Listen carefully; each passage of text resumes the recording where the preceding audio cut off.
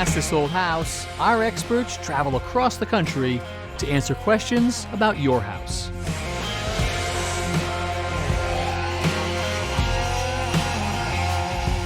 Today, Jenn will take you on her journey to becoming a landscape designer. I went and started at a nursery, and I loved it. Then Richard and Ross will team up to show you ways to save money on your heating bills this winter. And Nathan will replace a vinyl kitchen floor with a modern, easy-to-install alternative. Good. All that on Ask This Old House. I didn't set out to be a landscape designer. In college, environmental studies was my major. Back then, it was not something that just everybody took. I knew I wanted to do something in the natural world, but I didn't know exactly what. I started teaching outdoor education at a place called Shelburne Farms in Vermont. I fell in love with teaching kids how to milk a cow, what runoff from a mountain means. I loved it, but I knew I needed another piece. So I went back to school, get my master's in landscape design, and when I got out of school, no architecture or design firm was open to hiring because they want someone with experience. So I went and started at a nursery and started at the bottom. I was like, yeah, I'm gonna be on their design team. They're like, you can go to the field and get 20 of these, 40 of those, and I really started from the horticultural bottom, and I loved it. Every 2 weeks, I'd write down who was blooming together and what sequence would go together, and then that kind of evolved into like, okay, she knows what she's doing somewhat. Now let's let her apply it to a construction site. Going to a job site and being on a design team, I got to learn from all the others around me. And I just kept running with it and went on to a bigger design firm and worked there, just doing the same thing, design, build. And so years later, I had a 6-month-old and a 2-year-old, and my boss was retiring, and I was like, wait a second, I have all these designs already designed. Why don't I start my own company? And it's been the best thing I've ever done. You have a lot of good bones here. There's definitely good plantings that have been here for a while.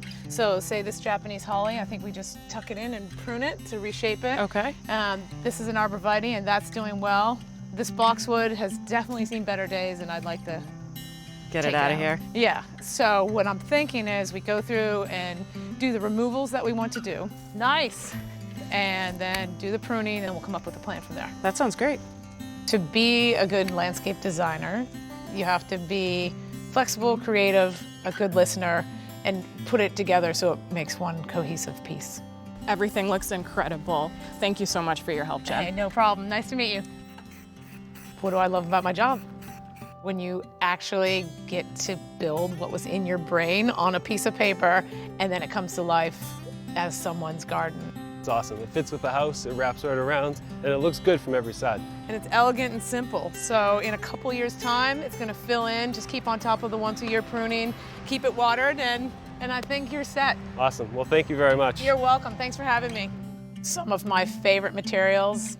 I'm a boulder girl. I love natural stone and rocks integrated into whether it's the edge of a patio or to retain a slope and plant around it.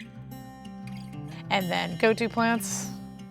I might abuse a few hydrangeas because I love them so much. Limelight hydrangeas, they're dwarf hydrangeas, and this will be the backdrop for those perennials in the front of the bed. I love ornamental grasses. There's so many different elements, and vertical and sideways growing, and you just have to look at the texture and the vibe that you want for the space. These are called Hakone grass. It's a pretty yellow. It's gorgeous. I think in 2015, I got a phone call from the producers to say, hey, you know, we know you were on This Old House on 2010 and 2011. What is this tree? This is a sugar maple. Right, and where are the other 4 going? This is the first one, the second one's going down here in the island, and the other 3 are gonna be dispersed around the neighborhood. All right, no cost to the neighbors? No cost to the neighbors. That's a nice civic gesture, all right. And for me, I was like, that's something I never expected to do in my life, and I was honored, great, done, over, and they're like, well, what do you think about Ask This Old House? So that's how it all kind of began. Jen, I know you designed some new beds, but how did the old beds look? Well, the old beds, great start to your outdoor classroom. Thank you. But I think we need to build some new ones that are just a little bit bigger so you can put more stuff in it. Something that people might not know about me is I like to travel. I'm married to a really cute Brit. Or I do love pottery. I don't have time to do it anymore in my life and career and kids and everything, but I'd like to get back to that someday. For me, I feel grounded being outside. My kids, when they were little, we always planted the vegetable garden and planted the seeds. So they have a definite appreciation for the natural world and being outside. Whether they go into my profession, I'm not sure. Moby, he's my Bernese mountain dog, 9.5. He's come to work with me and he was like this big. He's a truck dog. He doesn't feel complete in his day if he's not in my truck. He's so awesome. He's a good boy.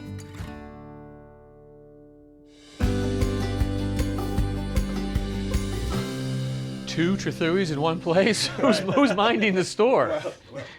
Well, Kevin, this is the winter of everybody's discontent. Yeah. You know, the fuel bills are crazy, and so we thought we'd take a few minutes just to go over some issues around the building, mostly about the shelter side of the building. Okay. So our lesson starts with, in a typical house like this, there's a couple of acts of physics, some laws of physics that come into play. Okay. One is that heated air wants to rise. So no matter how you deliver heat into the building, it wants to move its way upwards. You know that a hot air balloon will lift, and that's the same thing that happens inside the house. It'll also be directly driven by the temperature difference between inside and outside. If it's 0 degrees outside and 70 degrees inside, it's going to fight like crazy to go up through the building. The other thing is that it's going to try to go towards cold in any direction. So if it's heated here and cold here, it's going to go this way. This is our sort of model. So in typical wood frame construction, we have to think about how do we put a hat on this building. That's the first place you guys think about. Absolutely. Get a hat on the building, get that airtight and insulated as best as possible. Okay. Yeah. So in typical joist construction right here, we've seen fiberglass, bad insulation. And in an ideal world, there'd be perfectly installed insulation in between every single joist. Perfect. Except that's not what happens. You know, sometimes you look up there and you see that 10 years ago, somebody came up to add a bathroom fan and they pulled the insulation up and it's sitting like this. So you? Well, I'm not going to admit to anything. So it starts with an inspection. Get up the top of the attic stairs and look inside and just say, if this was a boat and this was upside down in the water, would this house sink? Would this boat sink? So it means close inspection to insulate really well. You also can look at other ways to do it. There's all kinds of tools nowadays. There's rigid foam like this that we could cut to fit in between the joists, even on top of the fiberglass insulation, so you can still put a deck here. And they also make this bubble pack insulation, right? You can't insulate enough. And in this case, when we think about the hat, the roof, it is okay to insulate the floor of the attic because that serves as the effective top of the house. Well, it's not the best place. Right. It's not the best place, meaning if you insulate here, and then many people have their HVAC system sitting right above it. Right, so Well, now think that's... about that. It couldn't be in a worse place. Couldn't be in a worse place. In the summer, it's the worst place for air conditioning. In the winter, it's the worst place for heating. So what I'd love to see, if we could change the world locally, in cold climates, we would actually insulate here to make a beautiful hat over the top of the building. And that means that this space right here is now going to have the conditioned air. Right, so here's a thermal imaging camera looking at the roof, and what you're looking at is surface temperature. And if you look at the greens and the blues, those are actually good. That means that heat is being resisted to actually coming out of the building. And you could see what they did here is they actually insulated the roof rafters. So all the red, it means the heat's coming out of the gable, which isn't good, but at least we know the roof has been done properly. Right. That's right, we can verify the roof has been done properly, the gable wall still needs to be insulated. And you can see that there's an old gable vent there that was sealed up, and it's a serious air leak coming right through the attic space. And that's that point about heat going to cold. It'll go this way through the sidewall too. Right. The other thing is air leakage. A lot of people don't understand the difference between insulating and air sealing. Yeah, I mean, it's a key point because, I mean, this stuff is good, but we know air will move through this. Exactly. And to your dad's point, if it's out of the way, air is definitely going to move through those gaps. Don't forget there's ceiling lights up here in the second floor bedroom, right? There's all sorts of holes and ducts. Right. It's vitally important. Every one of those recessed cans, the ductwork, all that has to be sealed so that you can create an air barrier at the ceiling plane and prevent it from coming up to the building. And this is DIY friendly, right? You can get up there, you can seal up all the gaps and cracks around every penetration in that ceiling plane, and you can re-insulate with fiberglass, Right. you know, or rigid board. Sounds like I'm going up to my attic. That's right. The other thing is windows. So this is a double hung window. You can see it is leaky. It has a meeting rail right here that's a gap. And most people don't understand, if I had a 1/4 inch gap across that entire meeting rail right there, that would be equal to the area of a hole this big How inside about your that? house. So that puts it into context. If you saw that, of course you'd seal it up, right? Get my duct tape out. And That's right. So what can you do? One, you could install sash locks, right? So you can tighten this upper sash to lower sash and tighten the gap. I don't think people realize that the lock does more than secure the window. It actually it's for security, pulls it right. together. And this right here is a thermal image of a window. And you can see the purple and the black right here and right here, that represents the air leakage. That's actually the cold air infiltrating, getting in through the meeting rail and the gap between the upper and the lower. Keep your camera away from my house. That's your hard-earned money going out the door. But there's other way to do it too. You can install a shrink wrap kit, right? So Yeah. the shrink kits go up and over the window like this. They have double-sided tape that secures the shrink wrap there, and then you can use a heat gun, you know, and seal it up nice and tight. Kind of like an interior storm window. Right. Put it up at the beginning of the heating season, take it down at the end Air of is the a heating really good insulator if you can trap it and hold it into that place. season. Yeah, gotcha. You think the windows are bad? You think the windows I are thought bad? the windows were bad. That door right here. Now, if you can see underneath a door, if you could see a gap that's like that thick, 1/2 inch, and that's not unusual, this is the equivalent you're going to Thank see. heavens, So another that big means hole. the boat would sink, okay? So you should at least put some sort of door suite. There's a million of these in the aisle at the home center. You know, just a million different styles. There's all sorts of. This different one ways. actually gets affixed to the bottom of the door. Yeah. So as the door So it can opens sweep and and closes, close, it's right, good. Right. Yeah. If you can't get one of those, you can't figure out the right ones, at least get something for the winter just to block that cold air. You got to think that, keep that from leaking out through the building. Heat will go to cold air. Same thing with the door, right? And so you can see the door right here. The black and the purple around the bottom seal, that's where the door leaks the most, right here. And you can see all that cold air coming in right along that gasket. Okay. All right. Another thing that people don't realize is electrical outlets, receptacles. So if you take this cover plate off, there's always a gap between the actual electrical box and the sheetrock. It's never gonna be perfect. And if you're looking at an exterior wall, you might see fiberglass like this. And of course, they're not gonna seal up nice and tight. I mean, this is just for demonstration. This is really well done. That, you know, a lot of times you see this. Or it's missing altogether. So if any of the cold air from outside is getting into this wall, it's now going to want to get out of the wall into your space Right. through that outlet. Right. That's right. So, I mean, if you look at it, here's again, thermal imaging camera. Look at the electrical outlet. Look how leaky it is, right? Oh, yeah. So you're not going to be able to get in there and add more fiberglass insulation. So at the least case, Just use some caulking and seal around that opening, and Yeah. you seal up the gap between the sheetrock and the junction box. Just to be clear, you're not asking me to seal the gap between the actual outlet and the box. No. You're asking me to seal the box and the drywall. and you're trying to seal, just like those window kits, you're trying to seal the air to let the air be the insulator. You don't really want to fill that with foam inside that whole space. Okay. You get the house tight, you air seal it, you hunker down, and people are going to end up using clock thermostats and turn the heat back, and that's okay. Yeah, it's not a bad idea, right? Correct. It's going to save some energy, but there's also some cautions we got to put out, and that is that there are parts of the building now, if you're not going to heat this wing of the building, there are pipes that may be in peril and they can freeze in cold climates. So Gotcha. pipe insulation is really important. You may have to actually drain down some of that piping if you got a wing that you're not going to use, or you got a baseboard. We see issues with people having a wood stove in where the thermostat is, and all of a sudden the baseboard freezes in the other part of the building. So you got to think about it. Okay. Another thing about furniture placement and making sure that your heating emitters are not blocked, right? Make sure the furnace vents, make sure your radiators, make sure that's actually giving heat to the room. And hopefully we can be more comfortable and save a couple bucks for the winter. Spring is coming. Good information, guys. Thank you. All right. So is Evan the designated survivor? He's home, yeah. He's in a home. secure Yeah, location? He is. Yeah. Hey, Nathan. Hey, Kevin. How's that mailbag looking for you? It's looking pretty full. I've been going back and forth with a homeowner, Mike, and he's got the old school vinyl flooring. He wants to swap it out. Okay, and so you're up for a flooring replacement job, aren't you? Yeah. There's a lot that goes into flooring. There's a lot of things to consider before you ever do the demo. Materials is tough. Do you need to build the subfloor up after you take the old stuff out? Is there asbestos under it? So it's kind of like opening up a can of worms. Right, and what are you thinking of putting down for Mike? Luckily, he likes this new luxury engineered vinyl plank flooring, which I like too. It's really easy to install. He can get it in a million different colors, and it's really durable and stands up to kids and pets. I mean, it's bulletproof, right? It really is. Okay. But one thing I wanted want to do, like I was saying, there's a lot of things to consider before, is I want to get this material to his house before I even get there. I want to give it some time to acclimate. So I've heard that for hardwoods, obviously, expansion, contraction, for vinyl too. Yeah, I think it's the best practice. So that's been sent to him?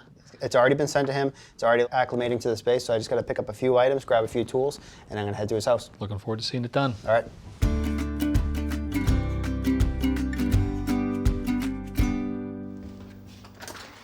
Oh, hi, Nathan. Hey, Mike. Nice to finally meet you. Likewise. Hey, we've been emailing back and forth. It's nice to finally see the space. Thank you. Did you get the materials I sent over? Yes, they arrived the other day. Perfect. Good to let those acclimate to the space for a little bit. So how long have you guys been here for? We've been here for about 8 years doing a lot of projects around the house, and the kitchen's the last step. It's always the last thing. I can see you got the sheet good vinyl. It's curling up a little bit on the corners. The new stuff's going to lay nice and flat. It's a really good product, very durable. But anytime you work with floors, it's a lot of work. There's layers to it. Are you up for it? Yes. All right, let's clear this kitchen out.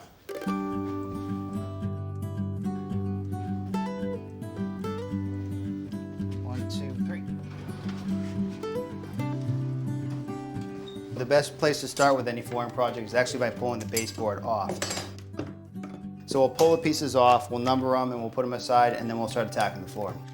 All right, so we'll label this one 1, and we'll go on to the next side.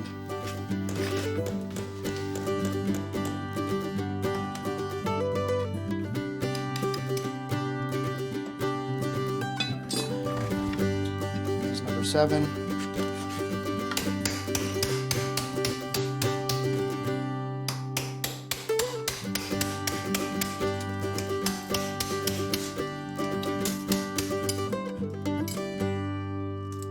One thing we discovered when we were pulling up the base and pulling the appliances out, that we actually have 2 layers of flooring here. We have vinyl, Luan, another layer of vinyl, and another layer of Luan that builds up this floor. But one good thing is there's no signs of asbestos here. If we did come across it, we definitely have to stop and call a professional to get that out of here. Okay. But we will want to take up all these layers to get back to the subfloor. It'll be a smoother transition out of the room. Okay. All right. We're ready to start removing the flooring, but since we're cutting and we're making a little bit of dust, we'll put on a mask, eyes and ears. We're gonna cut it with a circular saw. I set my blade depth to the thickness of the 2 floors together. We'll cut it into small little squares and pry it out with a pry bar.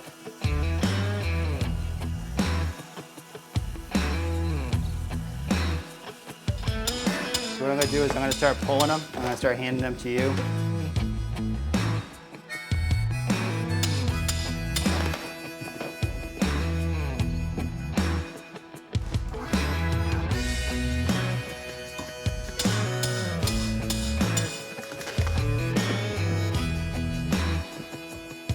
This CDX looks great. I don't think we need to add any Luan to it. We'll put it right on top of this floor.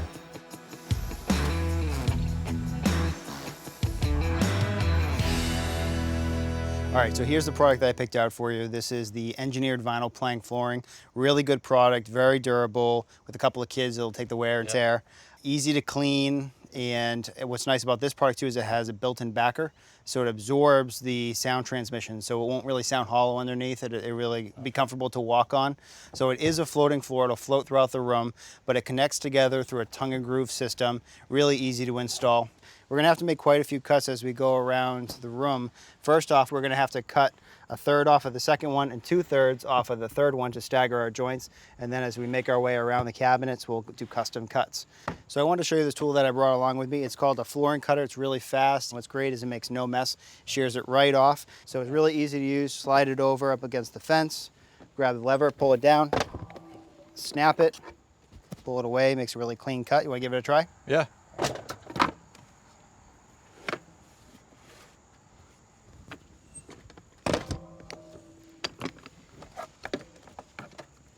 Nice, good cut. Thank you. So we have our first piece in. We have a 1/4 inch spacer on the wall. So we'll tuck our next piece in here.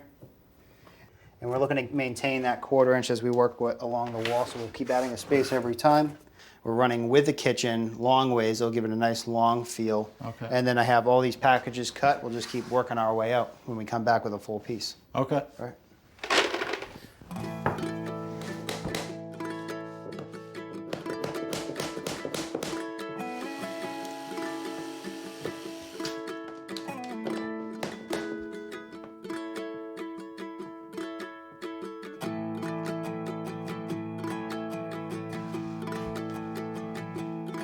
As long as we keep this seam tight, it'll lay nice and flat across the room.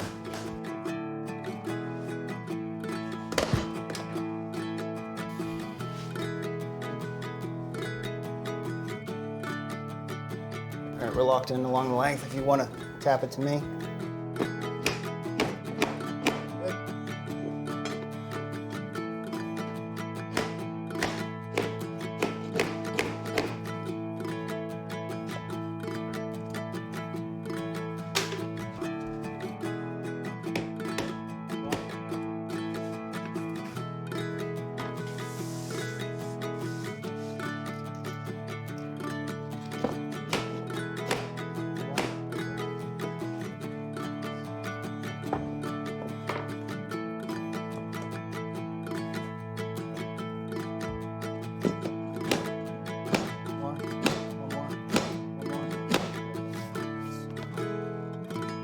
All right, Mike, last piece.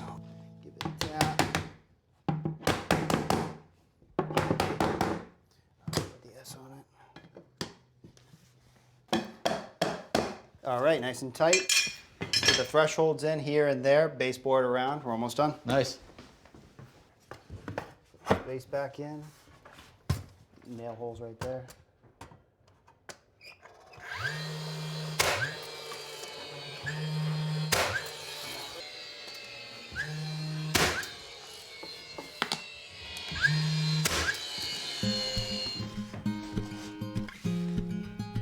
All right, good right there.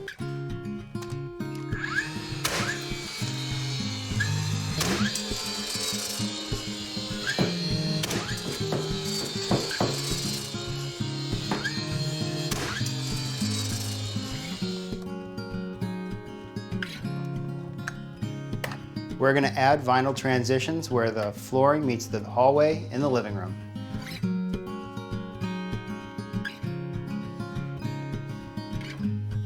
Slide this in.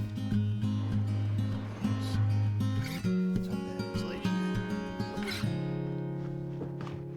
in. All right, Mike, you're all set. A little bit of homework though. You got to caulk and paint the baseboard. That'll tighten it right up. Okay. But I wasn't lying. Today was a lot of work. What do you think? Yeah, it was a lot of work, but it looks great. Yeah, it's going to last for a long time. Be great for the kids and the family. Please enjoy. Thank you very much.